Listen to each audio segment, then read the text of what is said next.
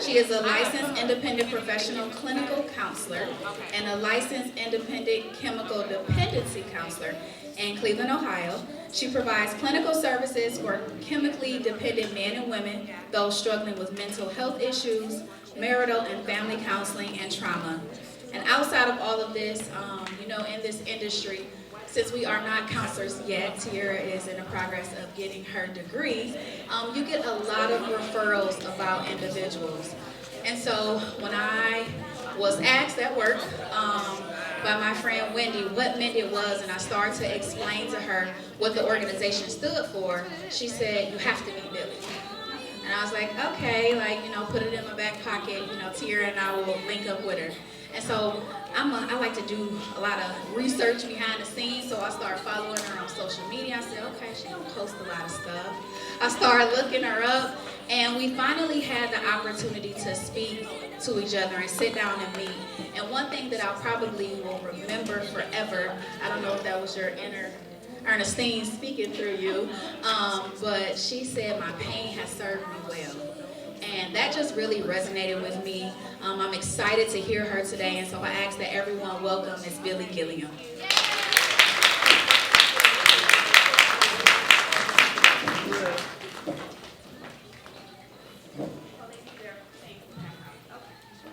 They need these now, right? Yes. All right, good afternoon. Good afternoon. I'm really excited to be here, and I'm actually appreciative that she spoke that my pain has served me well, because it has. And actually, I'm glad she started with that, because that's largely what we're kind of going to focus on, is how to utilize pain to best serve you. So just to get started, we're all daughters. Well, we have some sons sprinkled around, but for the most part, we're all daughters, right? So I'm a daughter. I'm a daughter of the Almighty. I'm a daughter of my mother. I'm a daughter of my father. I'm a daughter of a nation, and I'm a daughter of people. But I'd like to honor the following people who are here on my behalf and those who could not be here. I want to start with my mother. You can raise your hand, Mom. My mother, she has no idea that through her, I have learned the ability to survive like no other. The foundation of who I am is because of who she is. I have had my own histories and my own struggles with my mother, as we all had during periods of adolescence. And even that I am grateful for I am a better person for it. A process I will share with you shortly. My daughter Ariel, would you please raise your hand, sweet pea? For a fresh perspective, she has eyes that only see what you can do, and her eyes give me new strength and a new vigor for whatever is before me. My son Langston, who's not here yet because he's chronically late,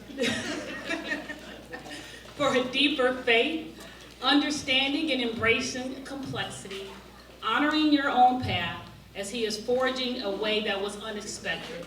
I honor his ability to forge and make decisions on who he wants to be. My soon-to-be son-in-law, Pompey, and yes, I said Pompey, if you would raise your hand. Standing up despite all odds, continuing to walk into the fight for what is right, for creating a soft space for my daughter's heart to land. For my grandsons, Gabriel and Kai, for they helped me to respect the concept of time. They forced me to pay attention to the moment I am in and not the moment I am planning for. For my brother Armin, for walking alongside me as we were refined together. For my sister who taught me forgiveness without understanding the intentions of the offender. And I would definitely like to thank Talia and Tiara for this outstanding program and for believing I have something to offer. And last but not least, I want to thank the Almighty who grants me fresh mercies and grace simply because he delights in me. Amen. So, let's all hope for your sake and mine that they are right, that I have something to offer you today. So every morning we get dressed, right? Every morning for the most part, we wear different clothes unless you're a little like me and yesterday's jeans are still okay today. However, we will readily change our clothes, change our jobs, change relationships, but never always change our minds, our way of thinking. There is nothing as powerful as a changed mind. We must recognize the patterns of misplaced trauma that infect us. Misplaced trauma is trauma where somebody hurts you because they were hurt. The worst type of victim is the one that who creates another. Misplaced traumas create a negative images and shortens your perceptions of your range of impact on your life. It can only do this because we surrender and fall into agreement with the shame it is fostering its lies. As women, especially women of color, we wear our superhero outfits. Strong black women, right? We are clear that we can handle anything. We make it clear that nothing phases us. However, I'm going to ask you to do something really, really strong, all of us, regardless of what your racial ethnicity is, and be vulnerable. Vulnerability is not a weakness. Vulnerability allows you the flexibility of thought and a place to rest your burdens. It is the ability for you to truly be seen, a moment to truly be you, fully exposed.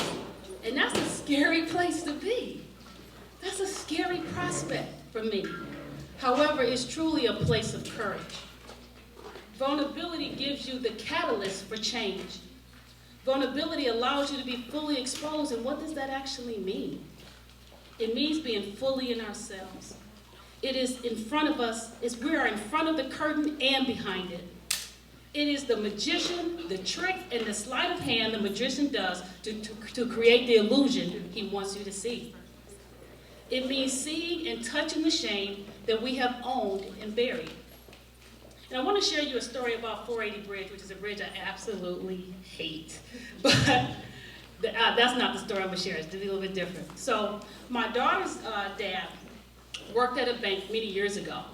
And he asked me to open up a bank account so he can make his quota for the month, and I obliged. I said I would. So I sit and wait for him in the lobby, right? I look around, and there's cameras all over the place. And I said, what is all this? Why are there so many cameras in it everywhere? You guys get robbed like that? He said, oh, no. Those are methane detectors. They detect the gases coming up from the ground. See, this whole area is built on a landfill, and the fumes come up into the building. And that's crazy, right? Like, I wouldn't choose that job, but, everybody got their preferences. There were so many different businesses in that area, and Walmart had to close its doors because it could not manage its methane levels. What is the point of that story? It does not matter how far down we bury our garbage or how pretty anything we put on top of it. The stench of our traumas will rise to the surface. We must know and understand that where we come from affects where we go, and that what sits unresolved in our past influences our present, disrupting our future. Our parents have presence regardless if they were there or not. Traumas of omissions and commissions leave their residue infecting us. There is no way around it. The family story is our story. The mother's story is our story. Like it or not, it resides with us. This moment I have with you will be interactive. The moment together as I expose pieces of my own soul, it is my hope you have permission to uncover your own. So you should have a little bag, a little burlap bag at your table. Don't open it yet, I just need to know that you got it. So it does not matter whether you have children or can carry children or have had parts removed. As a woman, you are a symbol of potential. We do not just carry seeds. We plant, nurture, and prune those we birth, and those we love, and those we choose to love. By your very existence, you are a symbol of life's obligation to bear the cross of teaching and receiving love. In this space, we may not all be mothers, but in this space, we are all daughters, with some sons sprinkled here and there. We have carried the wound and have felt the spear of hurt of displaced trauma, a wound that was most certainly addressed to someone else, but by virtue of lack of awareness and helplessness showed up at the doorstep of our heart. So now we have hearts that need to be sutured to stop the bleeding. How many of us can relate to that? Feeling pain that did not originally belong to you, that you did not cause. If we don't address it, these wounds bleed into our thoughts, consciousness and relationships ready to be delivered to yet another wrong address. That secret language of trauma whispers its deceit into your spirit, showing you an image that is less than the greatness of who you are. So there's an intentionality that we must take in order to remove the bullet of pain. Otherwise, we become accustomed to bleeding to death at the hand of something that does not even belong to you. And I'm not talking about the concept of a physical death. It's an emotional death, a psychological death, and worse, a spiritual death. And those lives we were purposed to touch and edify will begin to wilt under the hand of unresolved pain as we are held in emotional bondage. It's quite a depressing picture, but it really isn't. See, bondage lives on the other side of freedom, and death lives on the other side of life. So no worries.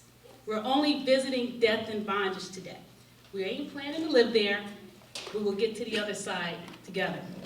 But for now, let's do the hard thing first. And I've told my children there are two ways of doing things: easy, hard, and hard, easy. You can take the easy route, do things the shortcut way, avoid the mountains in life, and have things hard for yourself for years. Or you could deal with the hard things, take the hard path, face the hardship, and have things easier for you for years to come. So, now back to the concept of death. Death's aroma is never too far away from us. It is a scent we either actively avoid or so used to we stop knowing what the scent of life smells like. That brings us to moments that we tend to come together, which is usually on two occasions: the beginning of life and at its end, birthdays and funerals. Birthdays and funerals are moments in time that are accompanied by great joy and great sorrow. Birthdays remind us of the significance of the moment of our existence. We celebrate our arrival and have no idea how special it really is. So let me share with you how much of a miracle you really are. This may sound like a science class right now, but it's not. It's such incredible information. I was so impressed when I read it. That your father makes 4 trillion sperm in his lifetime. Your mom has 100,000 eggs in her lifetime. The odds of you being you is well over 1 in 400 quadrillion. That's incredible. 1 in 400 quadrillion. And after that, the math got so complicated, I was like, let me pick the number that I can understand. So that's a real number. Now take that moment, and for just a moment, do me a favor and place one hand over your heart. Just for a minute. I would love everyone to do that. And you feel that beating, that heartbeat.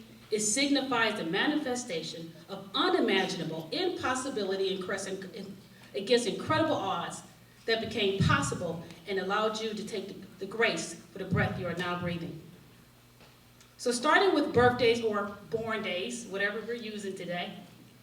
Birthdays we treat as common occurrences, but they are nothing short of a miracle that you are even here. We celebrate the new age as a potential promise, right? New year, new me, we're so excited. A promise that we will jump into tomorrow, be better, do better, love better, think better. Yet we're still shackled by yesterday's pain and can barely drag ourselves through the murky waters of today's troubles. The other occasion we come for are for funerals. It is only during a funeral experience do we experience certain regrets. It is during the acknowledging the death of a loved one, we are reminding of the fleeting feeling of life. We are suddenly betrayed by our own sense of entitlement of tomorrow. So we begin to have regrets. Regrets of moments lost, regrets of holding on to pain, regrets of watching the dust settle on our purpose that the Almighty entrusted us with. So I must tell you a story about my father. I know this is about mothers, but it's connected. I promise. So I was really angry with my father because he was not really there for us. I felt entitled to hold close to my heart the pain of his neglect and abandonment. I also held close to my heart the pain my mother experienced of him leaving or living in such a way that would only cause her to have to work harder to take care of us. This entitlement of holding my pain and my mother's pain birthed resentment that kept me from visiting him when I knew he was terminally ill and he was dying. So in March 1992, I was buying my first car. I was so excited. I had $750, and I was ready to get independent. I was a senior in high school and 18 at the time. I remember catching the bus, and I knew the bus went past the nursing home. I've done it many a times. The nursing home that my father was residing in. And I have passed that nursing home several times. This day, however, something was different. Something said, get off the bus. Get off the bus. Billy, get off the bus now. It created so much anxiety. That voice was so loud, I jumped up and I got off the bus. I walked up the way to the building. It was so ominous, it was so dark looking, and I felt a little sick. I had no idea why I had to do this. I just knew I had to see my father right now. I remember going to the front desk and I asked for the location of his room, and they asked me who I was, and I said, I'm his daughter. Really? Oh, okay. So they tell me how to get to his room. Who knows what they said about me later. I enter his room. He's so frail. His eyes looked so big because his body was so small. His hair was so thin, I could see through it. He was in incredible pain. I could see him trying just to get through the moment. I could feel the pain in my soul. His agony was so thick, I could touch it. And I grabbed his hand and I said, it's me. It's Billy. You can let go, it's Billy. I had no idea what to say.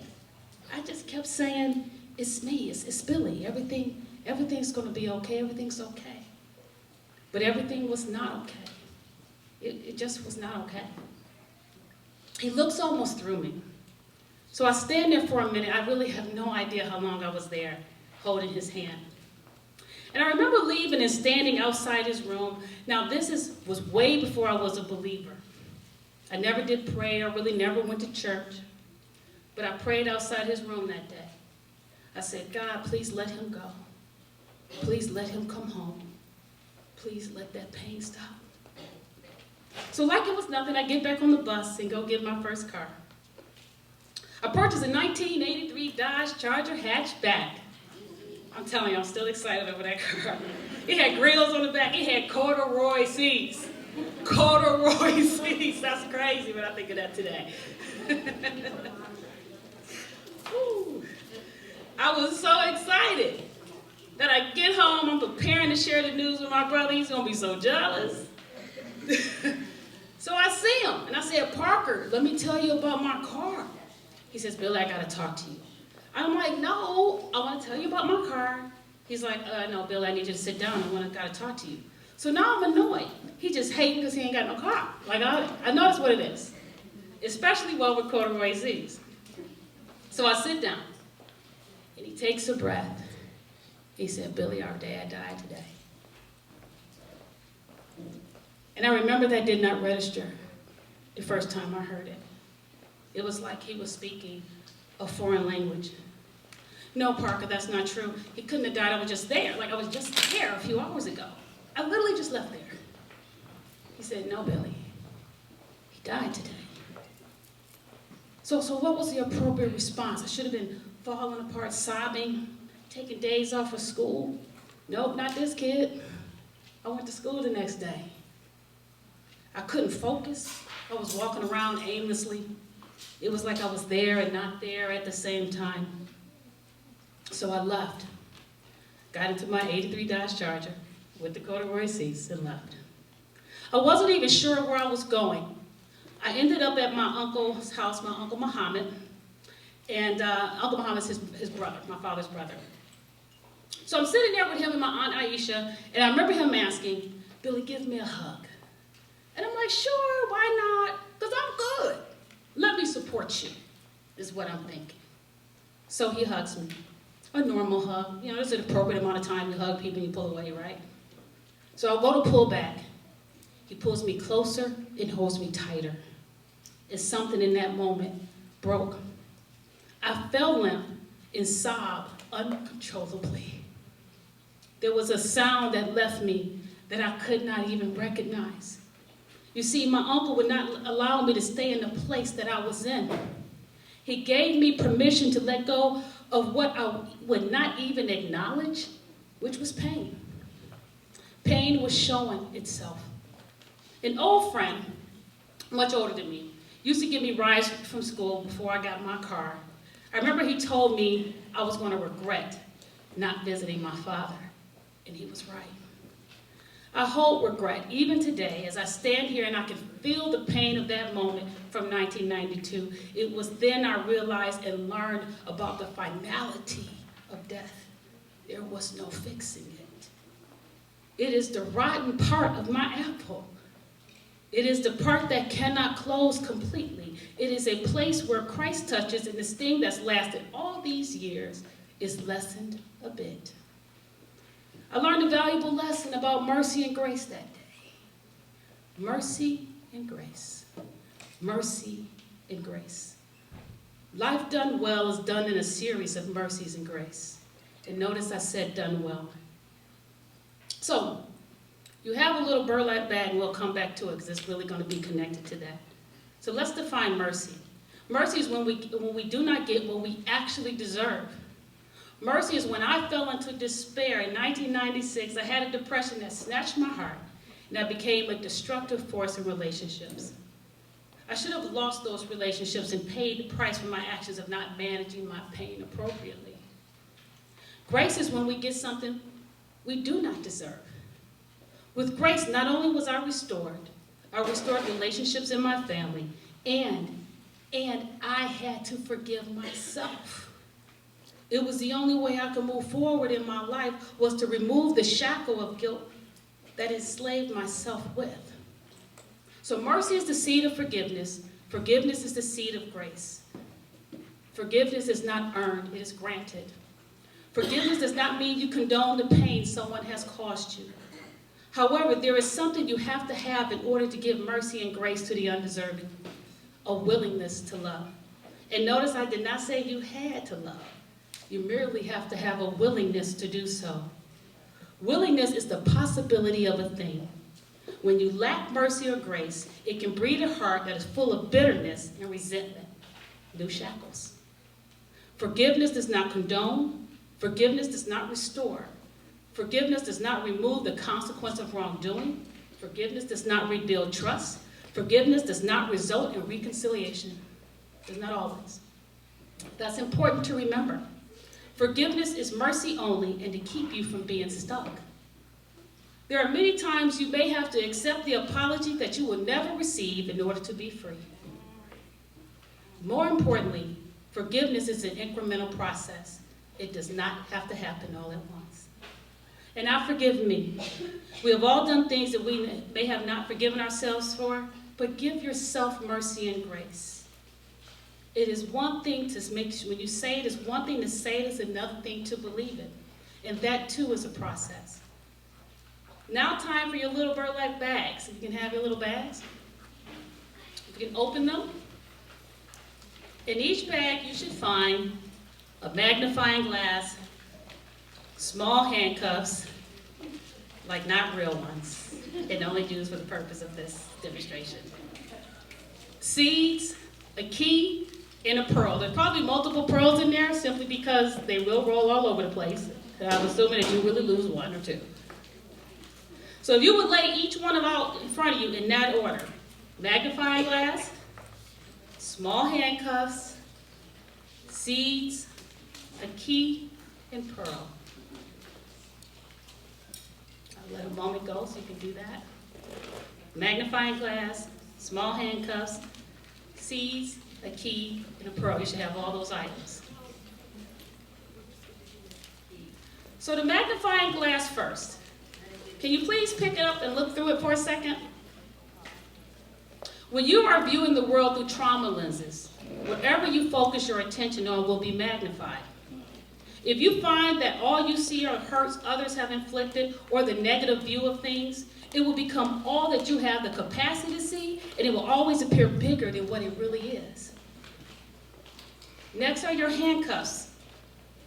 The thing that we are magnifying in our lives becomes the things that shackles us. Magnify abandonment, become shackled by perceived rejection. You look for it everywhere, or you hold on to people too long and too tight, sometimes even set the stage so it occurs. Let's talk about that for a minute. So, how do you know how a room is heated or cooled, right? We use a thermostat.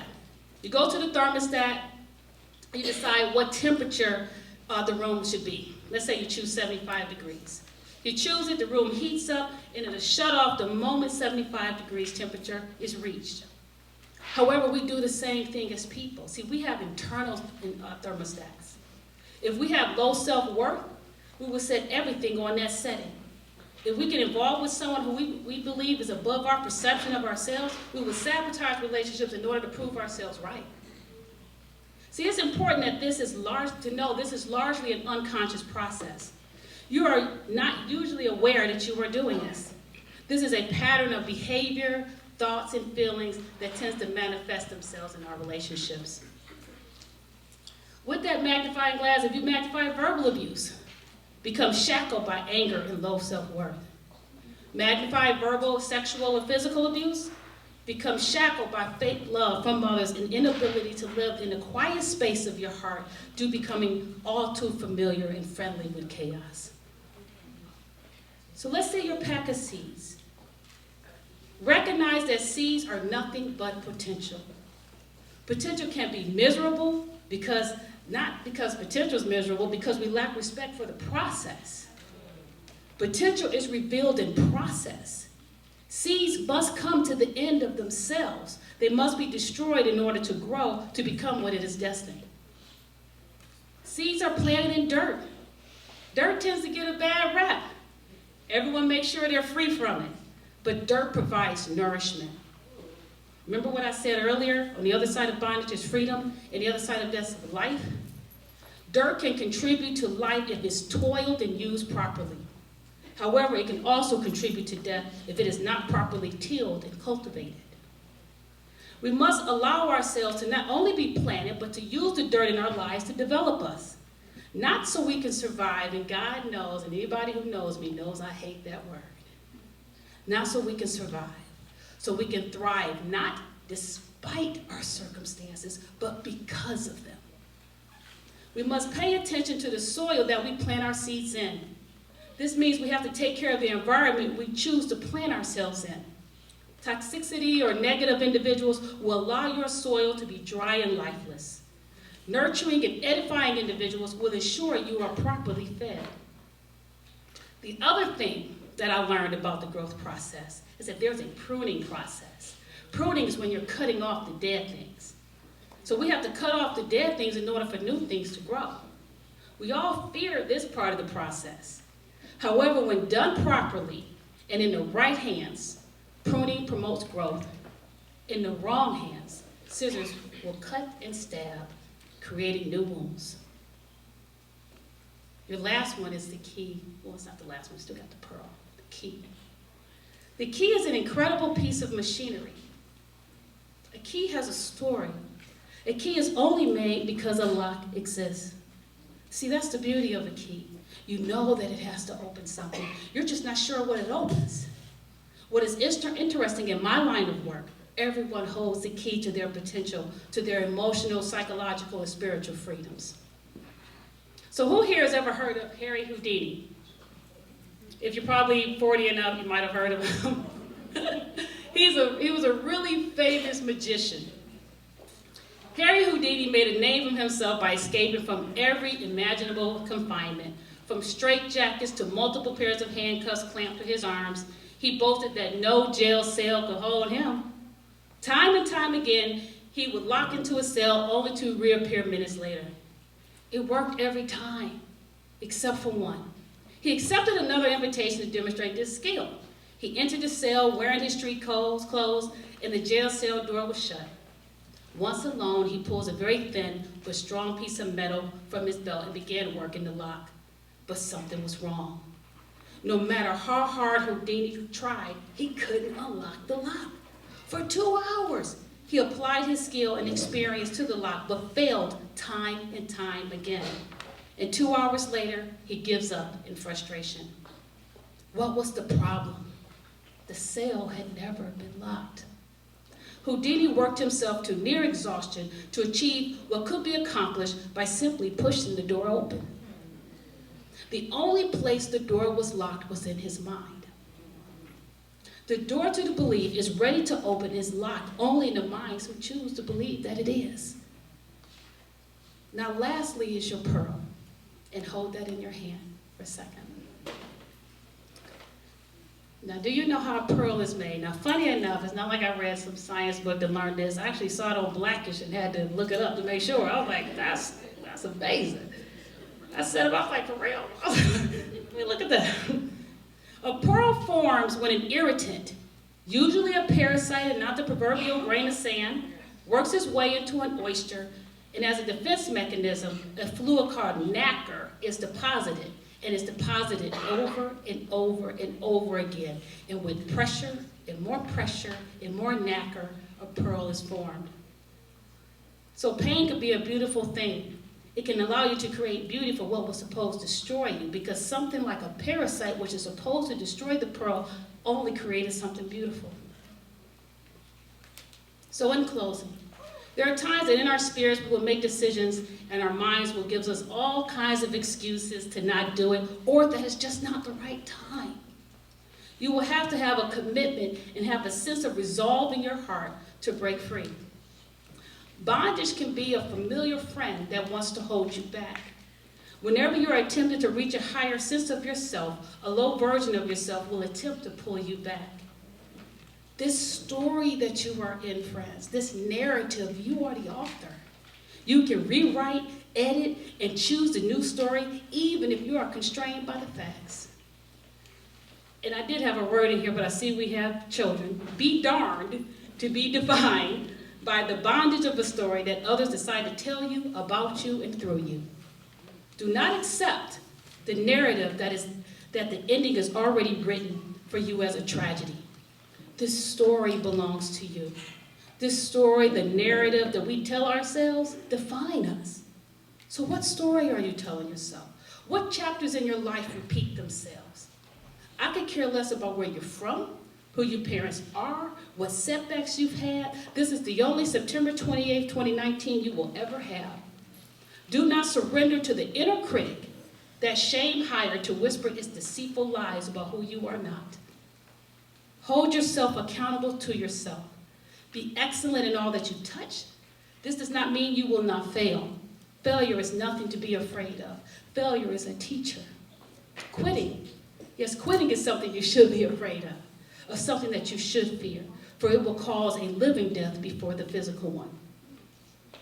This is not a making up of your mind. This is a making up of your heart. In order to make up our hearts, we need access to vision. However, it is difficult to see how blurry our vision is until you get some level of clarity. When I was in the 6th grade, I remember my mother asked me to read a sign. I don't remember what sign it was for the life of me. I just know I couldn't see it. So I'm like 12 years old. And I said, Mom, I can't see that. Nobody can. She said, you can't see that? I was like, I'm thinking, no, nobody can see that far. She said, you need glasses. So I go to the eyeglasses store and I get my first pair of glasses and was shocked at the new world before me.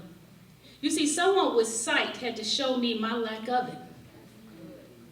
I was more than willing to readily accept my limitation of the way things were, when in reality there was so much more.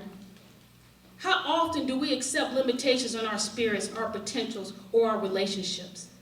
The process of counseling is not for us to tell you what to do, but to help provide clarity and for you to decide on the next acceptable course of action. It is a place I honor the position to hold space for others as they share the pain of their lives. I hold secrets that mothers, fathers, best friends, and significant others do not hold. It is a sacred space to allow you to set down the burdens of your heart and feel liberated. I like to think of it as a GPS. You miss a turn, the GPS doesn't say, dummy, wrong turn, I'm sick and tired of you not listening. You know what? I'm shutting down until you're ready to do right by me. It doesn't do that. It does not use shame to get you to understand, because you can do that all by yourself. It doesn't. The first thing it says is what? rerouting, recalculating, and for some recalibrating. I don't know whose GPS is that, but I don't want you to say recalibrating. For some reason, I don't like the word. So yes, from here, how do you get to where you want to go from here? See, you're in the driver's seat the whole time. You make the decision. We can help you process the path you're on, have been on, and want to be on. Yet we will never drive the car for you, for we know that that key lies with you. You have to know that we have to give ourselves permission to welcome freedom and healing in our lives. Again, sometimes that means accepting the apology you will never receive. We have to not to have the desire to hold freedom and healing, but to taste it. See, when you recognize you have the key, find out what your heart is magnifying so you can see what you are shackled by. Once you see what you are shackled by, decide what seeds in your life will be planted and surrender to the pruning process so those shackled dead things can be removed. Lastly, know that pain is not your enemy. That pain is inevitable, my friends. Suffering is optional. Allow yourself to be covered in love that is healthy in order to take what is meant to cause harm, create beauty. So I want to thank everyone who believed before I did. I want to thank God, for he knows I do not have to be enough today. I just have to be close enough to the one who is. I want to thank Tierra and Talia for the crew of Mended Inc. I want to thank my family, my friends, and I want to thank all of you. And thank you for allowing me to be part of your process as you are recalculating. Thank you.